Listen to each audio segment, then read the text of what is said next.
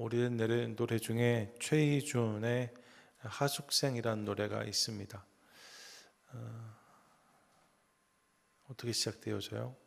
인생은 나그네 길, 어디서 왔다가 어디로 가느냐, 이렇게 되어지죠. 인생을 살아본 자들의 고백이 아닌가 싶은데 오늘 그 나그네 인생에 대해서 함께 생각해 보려고 합니다. 본문을 보시면 멈췄던 야곱의 시계가 다시 돌아가는 것을 확인합니다. 우리 몇 주 동안 요셉의 이야기 살폈는데 사실 야곱의 이야기가 끝났던 것이 아니지요. 다시 야곱의 이야기가 시작되는 것을 봅니다. 요셉을 잃은 야곱의 입장에선 시계가 멈춘 것 같았는데 이제 요셉을 만나면 다시 시간이 가기 시작하는 거죠. 그래서 저들이 기근을 피하여서 요셉이 있는 애굽에 내려왔다는 것이 본문의 배경입니다. 애굽에 내려온 저들이 이제 바로를 만나게 되어지지요. 본문을 보시면 크게 두 번의 만남이 있는데 먼저는 요셉의 형들이 바로를 만나고 이후에 요셉의 아버지 야곱을 바로 앞에 세움으로 또 한 번의 만남이 있었던 것을 확인합니다. 먼저 형들과의 만남을 보세요. 어제도 살폈는데 바로가 요셉의 형들을 만났을 때 너희의 생업이 무엇이냐고 묻습니다. 무엇을 하면서 먹고 살았느냐라고 묻는 거죠. 사실 이 질문은 요셉이 이미 예상했던 질문이기도 합니다. 그래서 46장 마지막 부분 보시면 요셉 형들에게 말했어요. 바로를 만나면 바로가 생업을 물을 것인데 목축을 한다고 말하고 그러니 고센 땅에 머물겠다라고 이야기하라고 전언했었습니다. 애굽 사람들은 목축을 가증히 여겼기 때문에 요셉 입장에선 자신의 가족이 결국엔 돌아가야 된다는 것을 알았거든요. 그래서 애굽의 한복판이 아니라 고센 땅에 머물기 위해서 목축을 한다 이 얘기하라고 전했던 거죠. 실제로 형들이 대로 답을 합니다. 너희의 생업이 무엇이냐라고 물었을 때 우리가 목자다, 양과 소를 치는 사람들이다라고 말하고 우리의 선조들도 그런 일을 했다라고 말합니다. 대대로 목축을 감당하는 사람들이 우리였다라고 말하는 거예요. 그런데 여러분 거기까지가 요셉이 알려준 답이었는데 본문 4절을 보시면 형들이 이렇게 답한 이후에 하나의 이야기를 덧붙입니다. 본인들이 본래 복자였는데 가나안의 기근이 심하여 양떼를 칠 곳이 마땅치 않았고 그래서 이곳에 왔다는 말을 하는 거죠. 그러면서 이곳에 거류하고자 왔다라고 이야기합니다. 거류하고자 왔다 이렇게 말하는 거예요. 거류하다는 말은 임시로 머물다 또 잠깐 있다가 돌아가다라는 의미를 가지고 있습니다. 그러니까 바로에게 이렇게 말하는 거죠. 우리가 여기서 정착하려고 온 것이 아니고 가족 초청 이민을 와서 영주권 받고 여기 눌러 살려고 했던 것이 아니라 돌아갈 생각을 가지고 온 것입니다. 우리는 본래 가나안 사람이고 그곳으로 돌아가야 됩니다라는 말을 한 것입니다. 그들은 그렇게 생각하면서 이 땅에 왔어요. 애굽에 잠깐만 머물러야지. 우리는 여기서 나그네다 이 생각을 하면서 애굽에 들어온 거죠. 실제로 그들에게 그런 마음이 있었던 것 같습니다. 묻지도 않았는데 이런 이야기를 하는 걸 보면 말입니다. 그들의 본향이 있는 거죠. 하나님이 주신 땅 가나안이 있었고 그래서 애굽에서는 잠깐 머물다 돌아가야 된다는 생각을 했던 것 같아요. 말은 그렇게 했죠. 그런데 여러분 이어지는 본문을 보시면 그들이 정말로 그 땅에서 나그네로 살았는가? 그렇지 않은 것을 우리가 확인합니다. 그렇게 나그네로 말하며 들어왔던 그들인데 그들이 그렇게 애굽에 들어와서 몇 년을 머무는가? 얼마나 머물지요? 430년을 애굽에 머물게 되어집니다. 기근을 피해서 왔다고 했어요. 기근 2년 차에 요셉이 형들을 만났으니까 사실 이렇게 바로 앞에 선 때를 기준해도 5년이 지나고 나면 기근은 끝났을 것입니다. 이제 가나안에서도 열매가 난다는 소식들이 들려오기 시작해요. 그 땅에서도 곡식을 거둘 수 있다. 풀이 자라고 양떼를 먹일 수 있다는 이야기를 들었을 것입니다. 하지만 그들은 돌아가려고 하지 않습니다. 왜요? 나그네인 것을 망각했기 때문에.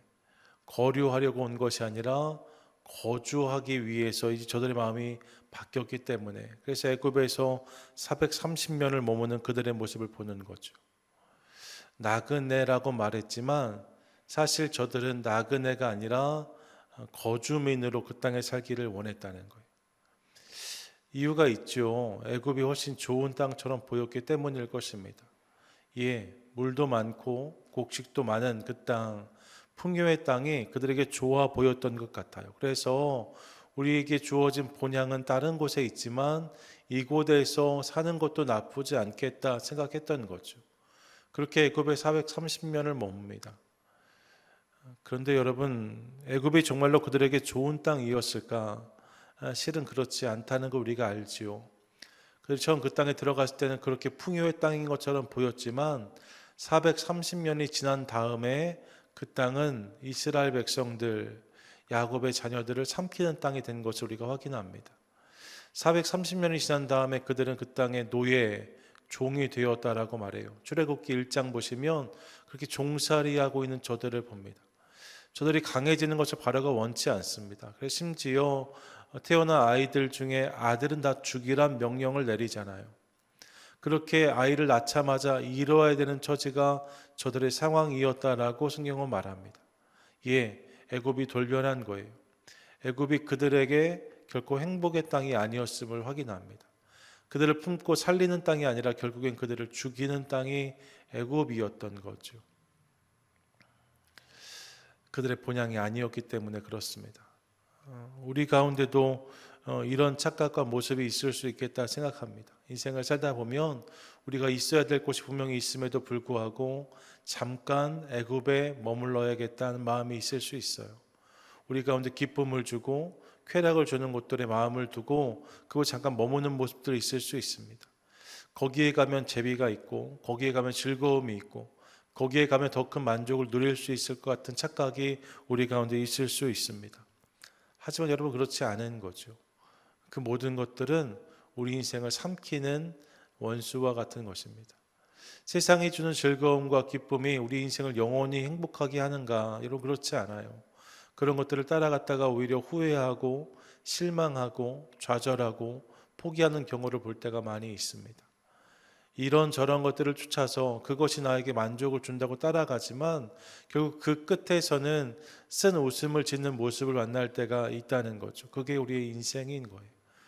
나그네인데 그곳에 거주하려 하다가 만나는 어려움이라고 할 수 있습니다.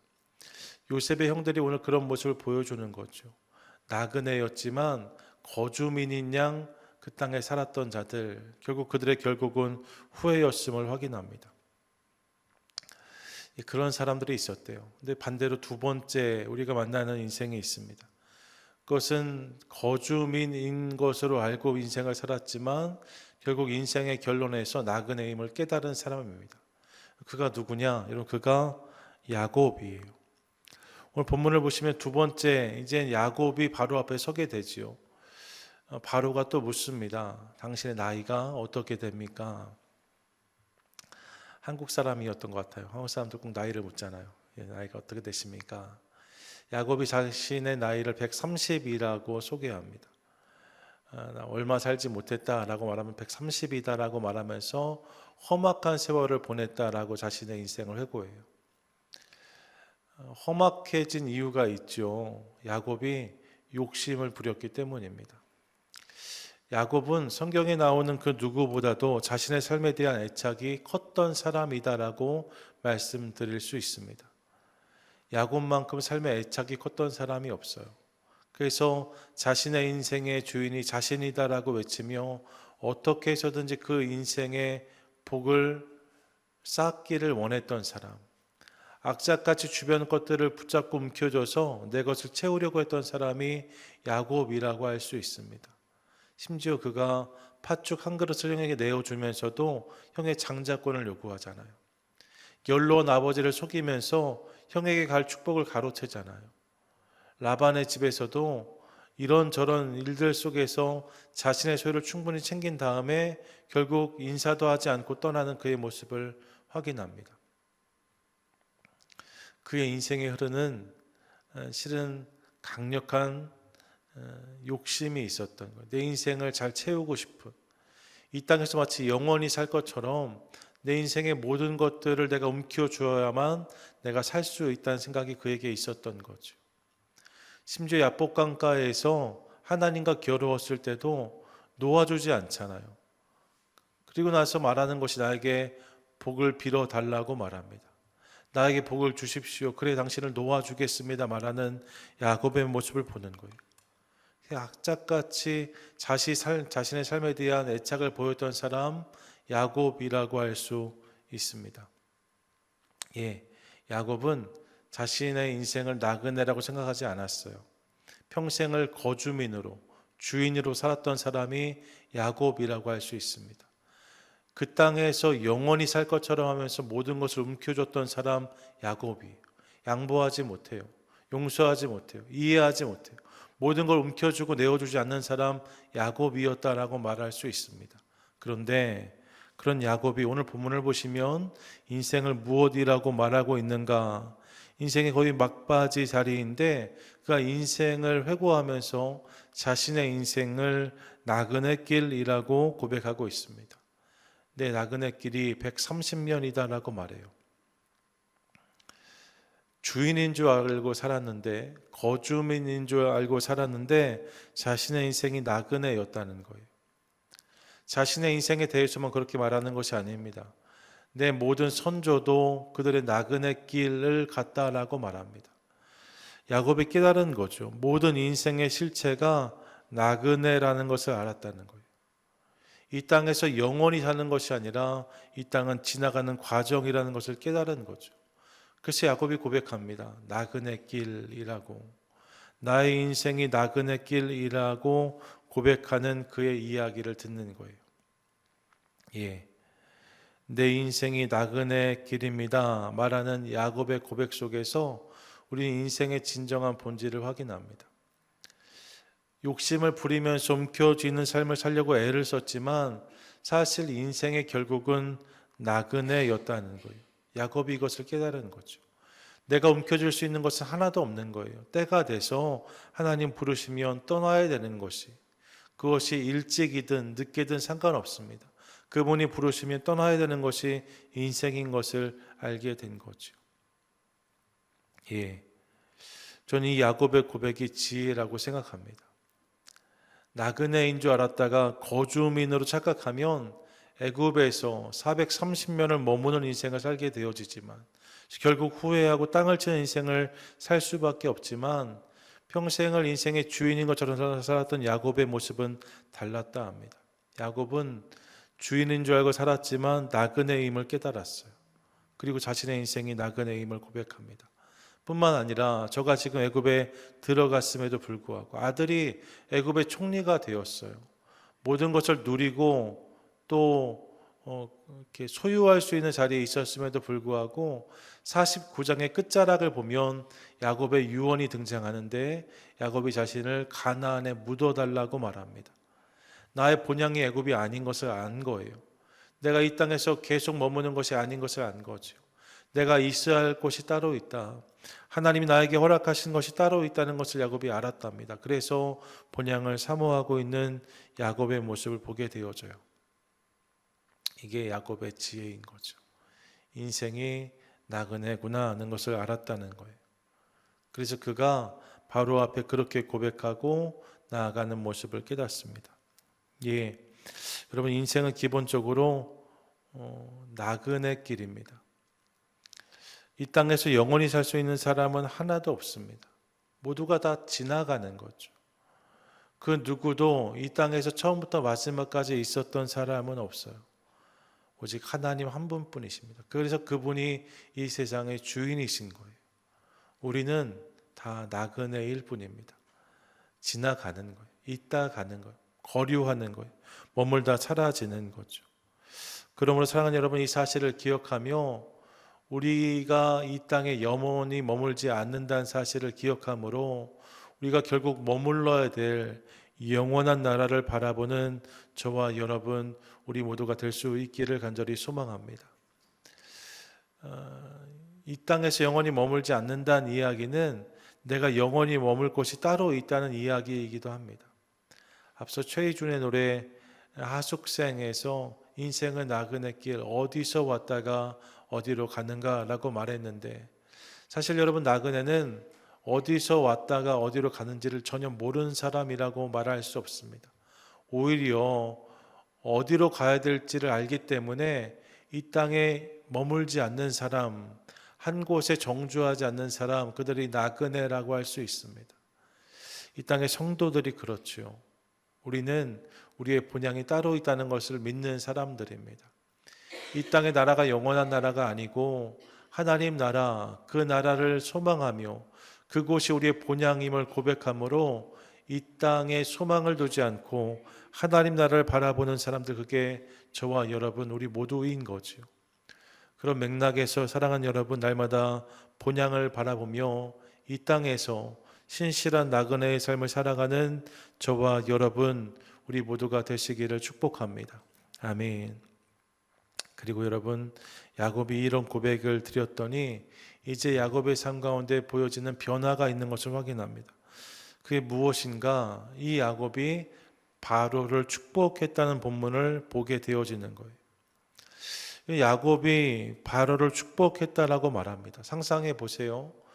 가나안에서 기근을 통하여서 아무것도 없던 빈 털터리가 된 야곱이 모든 것을 가진 바로 앞에 서서 그를 축복했다. 여러분, 어찌 생각하면 넌센스처럼 보일 수 있습니다.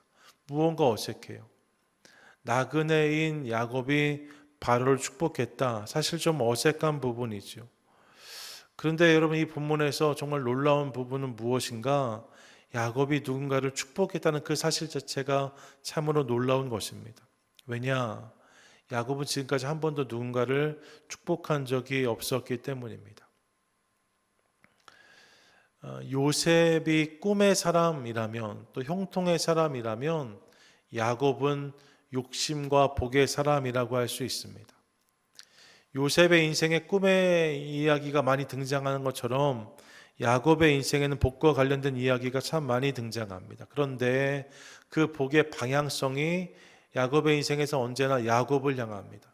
야곱이 복 받기를 원했다는 거예요. 복을 자신이 갖기를 원했어요. 그런 이야기가 야곱의 인생 전체라고 할 수 있습니다. 형의 장자권을 빼앗는 것도, 아버지의 축복을 가로채는 것도, 모두가 다 내가 복을 차지하려고, 내가 복을 얻으려고 욕심부린 사건들이라고 할 수 있습니다. 야곱은 항상 그렇게 생각했어요. 그 복을 내가 받아야 된다라고 생각했던 것이 야곱의 인생이었습니다. 야곱이 생각하는 복의 방향성은 항상 나였어요. 복이 나를 향해야 된다고 생각했던 사람이 야곱인 거죠. 이 땅에서 내가 영원히 거주할 것이기 때문에, 내가 거류민이 아니라 거주민이기 때문에, 나그네가 아니라 내 인생의 주인이 나이기 때문에 모든 복은 내가 받아 누려야 된다는 생각이 야곱에게 있었던 거죠. 그래서 본문을 보면 야곱이 누군가를 축복했다는 이야기가 한 번도 등장하지 않습니다. 그런데 여러분, 야곱이 자신의 인생이 나그네임을 깨닫고 나서 오늘 본문을 보시면 그가 한 첫 번째 행동은 다른 사람을 축복하는 것이었다라고 말씀하고 있어요. 그가 바로였음에도 불구하고 그를 축복하는 야곱의 모습을 대합니다. 어떻게 이럴 수 있었는가? 분명하지요. 내가 이 땅에서 영원히 머무는 것이 아니기 때문에 내가 복을 받는 인생을 넘어서 빌어줄 수 있는 사람이 되었다는 것을 깨닫습니다. 야곱이 그렇게 반응하고 있는 거예요. 더 이상 복에 대해서 욕심 부리지 않습니다. 오히려 자신이 살아온 시간들을 기억하면서 그 인생에 함께 하셨던 하나님, 그분을 인정함으로 그분의 이름으로 다른 이들을 축복하고 격려하는 인생을 살아가는 야곱의 모습을 보는 거죠. 바로만 축복하는 것이 아닙니다. 이어지는 본문을 보시면 아들과 손자들을 불러놓고 저들을 축복하는 야곱의 모습을 확인합니다. 야곱의 인생에 있어서 늘 복이 야곱을 향하는 방향성을 가지고 있었는데, 이 나그네라는 고백 이후에 복의 방향성이 바뀌는 거예요. 야곱을 통해서 복이 흘러가기 시작하는 거죠. 왜요? 내가 더 이상 이 땅에서 거주민이 아님을 깨달았기 때문에, 나그네임을 깨달았기 때문에 복 받는 인생을 넘어 복을 주는, 복을 나누는, 복을 흘려보내는 인생을 살 수 있었다라고 본문이 말씀하고 있는 거죠. 내가 주인이 아니라 나그네다. 내가 이 땅에 영원히 사는 것이 아니라 지나가는 것이다라는 것을 깨달으니까 더 이상 욕심 부리고 움켜쥐지 않는 인생을 살 수 있게 되었다라고 말하는 거예요. 더 이상 아둥바둥 내 것을 챙기려고 하는 인생이 아니라 이제 주변을 살피고 저를 축복하는 인생을 살 수 있었다라고 말씀하고 있는 거죠. 여러분, 내가 나그네임을 깨달으면 우리가 그렇게 살아갈 수 있습니다. 나그네라는 것을 망각하면 더 많이 쌓고 더 많이 모으고 더 많이 챙기는 것에 관심이 있을 수밖에 없어요. 임박한 종말을 선포했던 사람들, 그런 교주들도 가져온 재산들 다 자신의 집에 쌓아 놓았다 말하잖아요. 다 거짓말장이들입니다. 임박한 종말을 말하지만 실상은 나그네가 아니었던 거예요. 거주민이었던. 세상에 끝이 있습니다라고 외치지만 정작 자신은 끝이 없는 것처럼 살았던 사람들, 교회의 전통 가운데 여러 명 있습니다. 하지만 여러분, 내가 나그네인 것을 깨달으면 인생의 모습과 자세는 달라질 수밖에 없습니다. 나그네다운 삶이 시작되어지는 거예요. 내가 나그네이기 때문에 더 이상 주장하지 않아도 됩니다. 욕심 부리지 않아도 됩니다. 오히려 나누고 세우고 베푸는 것을 통하여서 또 그런 섬김을 통하여서 저들을 축복하고 격려하는 인생을 살아가고 이를 통해 함께 가자고 함께 그 나라를 바라보자고 초대하는 인생을 살 수 있다라고 성경이 말씀하고 있는 거죠. 그런 맥락에서 전 저와 여러분이 모두가 나그네임을 깨닫고 인정함으로 이 땅을 살아갈 때 움켜쥐는 인생이 아니라 내어주는 인생을 살아가고 욕심이 아니라 섬김과 축복으로 이 땅을 살아가는 귀하고 복된 성도들 다 되실 수 있기를 간절히 소망합니다. 아멘. 예, 나그네이기 때문에 그런 삶을 살아갈 수 있다는 거예요. 여러분, 오늘 새벽 우리 한 가지를 함께 기억하고 싶은 거죠. 우리가 나그네입니다. 그리고 여러분, 나그네이기 때문에 궁극적으로 우리는 영원한 나라를 바라보는 인생이 될 수 있기를 간절히 소망합니다. 나그네는 지나가는 사람이라고 말씀드렸어요. 예, 머물지 않고 거쳐가는 사람입니다. 그런데 여러분, 나그네가 계속 그렇게 지나가기만 하는가? 그렇지 않습니다. 그가 정말로 영원히 머물 곳을 만나면 그곳에 짐을 풀고 거기서 영원히 머무는 사람들, 그들이 또한 나그네라고 말씀드릴 수 있습니다. 이 땅에서 머물지 않는 이유, 한 곳에 머물지 않는 이유는 영원히 정착할 곳이 따로 있기 때문에 그런 거죠. 영원히 정착할 곳을 만나면 그곳에서 짐을 풀고 영원히 살아가는 사람들, 그들이 또한 나그네입니다. 그렇게 생각하면 우리에게도 약속된 영원한 본향이 있습니다.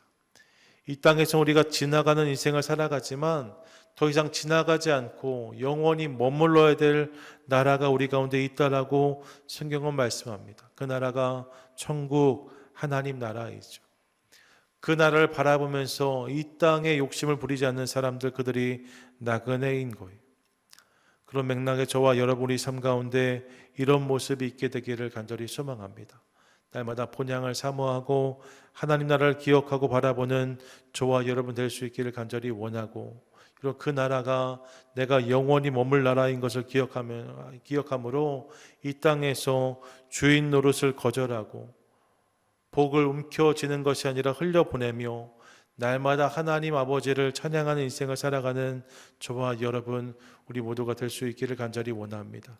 그때 우리를 통해 주님께서 영광을 받으실 것이고 영원한 나라의 소망을 더 크게 하실 줄 믿습니다. 바라기는 자신의 인생을 나그네라 고백했던 야곱의 고백을 기억하시면서, 하나님, 야곱만 그런 것이 아니라 우리도 나그네입니다.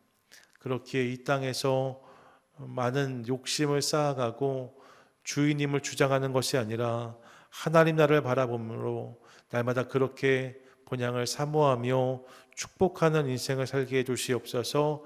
기도하며 나아가는 저와 여러분, 우리 모두 되시기를 주님의 이름으로 간절히 축원드립니다. 아멘.